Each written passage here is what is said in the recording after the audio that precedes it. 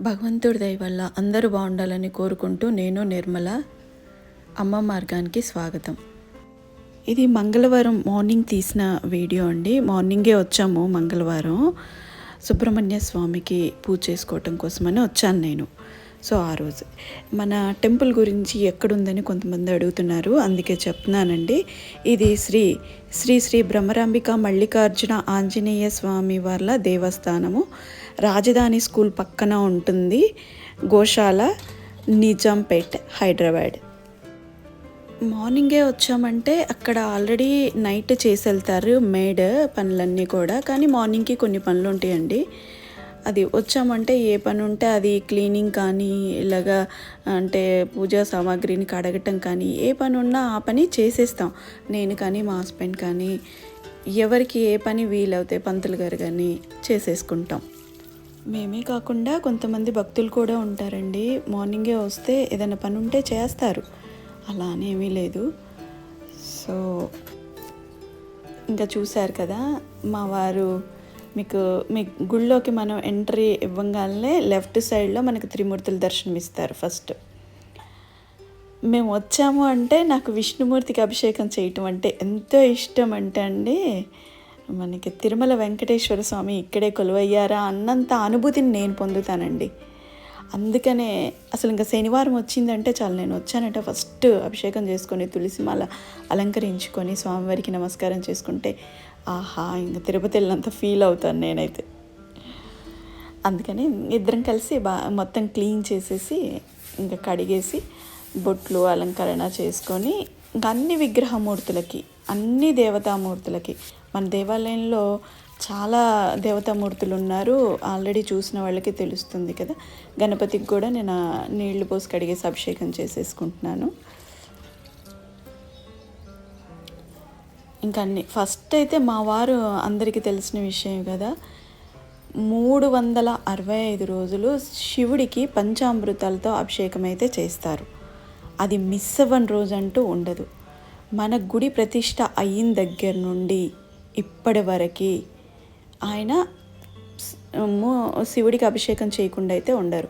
మనకు తెలుసు కదా, మన గుళ్ళో మూల విరాట్ శివుడు. ఇటుపక్క ఇప్పుడు నేను చూపిస్తున్నది సాయిబాబా టెంపుల్ అండి. ఇక్కడ వచ్చేసి సుబ్రహ్మణ్య స్వామి నాగదేవతలు ఉంటారు. మనకు అక్కడ రావి చెట్టు, వేప చెట్టు కలిసి ఉంటుంది. ఇంకా తర్వాత ఇప్పుడు నవగ్రహాలు, మనకు 9 గ్రహాలు ఉంటాయి కదండి.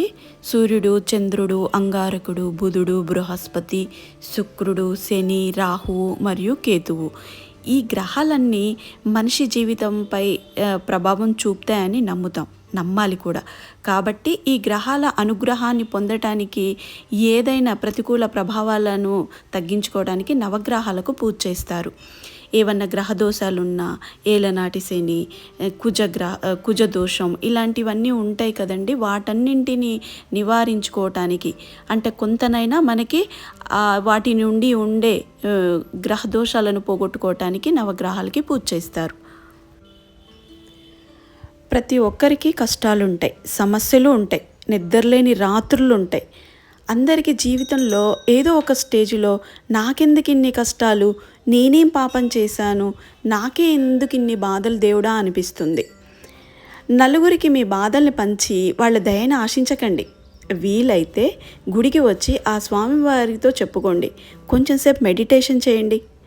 అప్పుడు ప్రశాంతంగా ఉండటానికి మీకు మీరు కొంచెం దేవుడి ఆలయంలో, అంటే మన టెంపుల్లో కొంచెం స్పెండ్ చేయండి.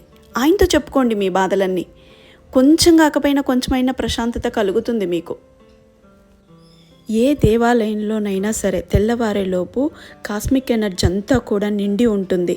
బ్రహ్మముహూర్తంలో అత్యధికంగా ప్రసరించే కాస్మిక్ ఎనర్జీ అంతా కూడా అబ్జర్వ్ చేసుకునే ఒక గొప్ప గుణం మన దేవాలయాలకు ఉంటుంది. సో అందుకనే దేవాలయాల్లో అంత పవర్ ఉంటుంది. అందుకనే మార్నింగ్ అంటే బ్రహ్మముహూర్తంలో వచ్చి మన దేవాలయంలో పూజ చేసుకొని, దేవాలయంలో కూర్చొని కాసేపు స్పెండ్ చేసి వెళ్తే ఆ పవరు, ఆ ఎనర్జీ అనేది కంపల్సరీ మనకు ఉంటుంది. అయితే ఒకటి మాత్రం నిజం, మనం చేసే కర్మలను బట్టి ఆ కర్మఫలాన్ని మనం అనుభవించక తప్పదు. అది మంచి అయితే మంచి, చెడు అయితే చెడు. అయితే ప్రతి మనిషికి కూడా ఒక లక్ష్యం అంటూ ఉండాలి. ఆ లక్ష్యం కోసం సాధన చెయ్యాలి. ఏదో ఒకరోజు నువ్వు చేస్తూ ఉంటే, ఆ లక్ష్య సాధన కోసం మనం కష్టపడుతూ ఉంటే ఏదో ఒకరోజు సక్సెస్ అయితే పొందుతాం. కానీ చాలామందికి ఉండే ఒక బ్యాడ్ ఇంప్రెషన్ ఏంటంటే, ఎన్ని పూజలు చేసినా, ఎంత చేసినా, నేను ఇంత కష్టపడ్డా, ఎప్పుడు ఫెయిల్యూర్సే వస్తున్నాయి అని మనకు ఒక చిన్న నెగిటివ్ థాట్ వచ్చిందంటే మనం ఒక స్టెప్ వెనక్కే పడిపోతాం. ఇక ముందుకనేది ఉండదు. సరే, ఎన్ని ప్రాబ్లమ్స్ అన్నా రాని, ఎన్ని కష్టాలు అన్నా రాని, నీ నీ అంటే పాజిటివ్ థాట్స్తోనే పాజిటివ్గా నువ్వు నీ లక్ష్యాన్ని చేరుకోవటానికి నువ్వు అనంతరం కృషి చేస్తూనే ఉంటే ఎండ్ ఆఫ్ ది డే నువ్వు సక్సెస్ కంపల్సరీ పొందుతావు. అది ఎవరైనా సరే. కాకపోతే ఒక్కసారిగా మనకు సక్సెస్ రావాలి అనుకుంటే ఏది రాదండి. అలా అన్యాయంగా వచ్చేది, ఏకదం ఒకేసారిగా వచ్చే సక్సెస్ ఏది కూడా నిలబడదు కూడా. ఒక్కొక్క మెట్టు నిదానంగా సక్సెస్ని పొందితే అది చాలా స్ట్రాంగ్గా ఉంటుంది. అది ఎప్పటికీ పడిపోదు. మనం అంత ఎత్తుకు ఎదిగి అక్కడ ఉంటాం. మంగళవారం సుబ్రహ్మణ్య స్వామికి పూజ చేయడానికి వచ్చానని చెప్పాను కదండి. ఈసారి మాతో పాటు చాలామంది భక్తులు ఉన్నారు. అసలు సుబ్రహ్మణ్య స్వామికి పూజ చేయటం వల్ల ఉపయోగం ఏంటి, అసలు ఎందుకు చేస్తారు? మెయిన్ పిల్లలు కలగనివంటి అంటే సంతాన ప్రాప్తి కలగటానికి, కళ్యాణం జరగటానికి, అంటే పెళ్ళి లేట్ అవుతుంటుంది కదా కొంతమందికి పిల్లలకి, వాళ్ళ చేత కూడా ఈ సుబ్రహ్మణ్య స్వామికి పూజ చేయిస్తే కళ్యాణం జరుగుతుంది, పెళ్ళి జరుగుతుంది. సంతానం లేని వారికి కూడా అంటే వాళ్ళ జాతకరీత్యా పంతులు గారు చెప్తారండి ఇన్ని వారాలు చెయ్యాలని. ఆ రకంగా పంతులు గారు చెప్పినట్టుగా కంపల్సరీ పాటిస్తే మన దేవాలయానికి వచ్చిన వాళ్ళకి చాలామందికి, అంటే నేను ఇంతమంది అని నేను చెప్పలేను, చాలామందికి పిల్లలు అయ్యారు, చాలామందికి పెళ్ళిళ్ళు అయ్యాయి. అంటే ఏమైనా సర్పదోషాలు ఉన్నా కూడా పోతాయి. మనకేమన్నా పనులు సక్సెస్ అవ్వట్లేదు అంటే కూడా సుబ్రహ్మణ్య స్వామికి పూజ చేయటం వల్ల మనం చేసే పనుల్లో సక్సెస్ కూడా పొందుతాం. మనం ఏమన్నా ఆరోగ్య సమస్యలు ఉన్నా కూడా ఈ సుబ్రహ్మణ్య స్వామికి పూజ చేయటం వల్ల ఆ సమస్యలు కూడా పోతాయి. నమ్మాలండి. కొంతమంది ఆ పూజలు చేయటం వల్లనే ఇవన్నీ జరుగుతాయా, లేకపోతే జరగవా అంటే కాదు. నమ్మకం, ఒక పవర్ అనేది కంపల్సరీ ఉంటుంది. ఆ పవర్ వల్ల అలా అని మనం ఖాళీగా కూర్చొని గాల్లో దీపం పెట్టి దేవుడా అంటాం కాదు. మనం చేసుకునే పనులు మనం చేస్తూ వాటికి సక్సెస్ ఇవ్వమని భగవంతుడిని కోరుకోవాలి. మరి మీరెందుకు చేస్తున్నారు అనుకోవచ్చు. మేమెందుకు చేస్తున్నామంటే మా దేవాలయానికి వచ్చే భక్తులకు ధర్మమైన కోరికలు నెరవేరాలని, మేము మా కుటుంబ సభ్యులు మరియు అందరూ ఆయురారోగ్యాలతో ఉండాలని, సుఖ సంతోషాలతో ఉండాలని పూజలు చేస్తున్నాం. అందరూ ధర్మ మార్గంలో ఉండాలని భగవంతుని కోరుకుంటున్నాను.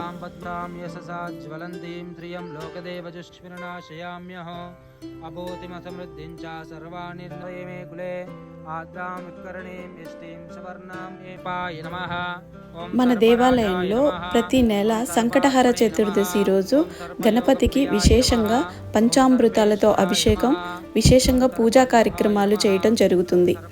అదేవిధంగా ప్రతి గురువారం సాయిబాబా వారికి విశేషంగా పంచామృతాలతో అభిషేకించడం జరుగుతుంది.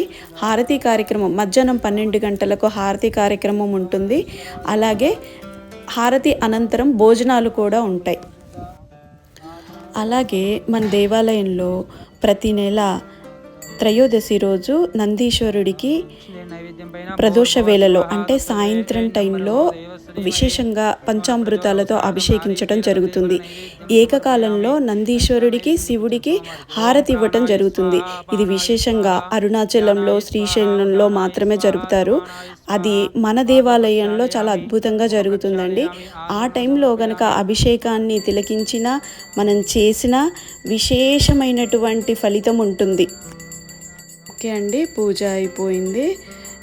ఈ వీడియో చూసిన వాళ్ళకి కాస్తో కూస్తో ప్రశాంతత కలిగి ఉంటుందని నేను కోరుకుంటున్నాను, కలగాలని కోరుకుంటున్నాను. భగవంతుడి దయ వల్ల అందరూ ఆయుర ఆరోగ్యాలతో ఉండాలని కోరుకుంటూ ఓం నమ శివాయ, ఓం నమ శివాయ. ఇవాళటికి ఈ వీడియో ఇంతేనండి.